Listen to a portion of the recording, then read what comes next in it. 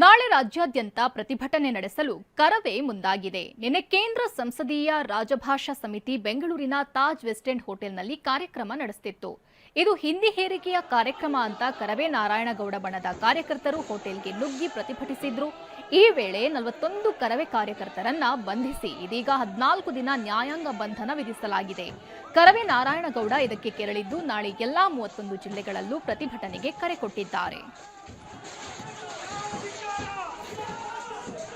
ನನ್ನ ಭಾಷೆಯ ಮೇಲೆ ಹಿಂದಿ ಆಗಲಿ ಇನ್ನೊಂದು ಭಾಷೆಯ ದಬ್ಬಾಳಿಕೆಯನ್ನ ಕರ್ನಾಟಕ ರಕ್ಷಣಾ ವೇದಿಕೆ ಸಹಿಸಲ್ಲ ಅನ್ನೋದನ್ನ ಎಚ್ಚರಿಕೆಯಾಗಿ ಸರ್ಕಾರಗಳಿಗೆ ಕೊಡಬೇಕು ಅನ್ನೋ ತೀರ್ಮಾನವನ್ನ ಕರ್ನಾಟಕ ರಕ್ಷಣಾ ವೇದಿಕೆ ಮಾಡಿದೆ.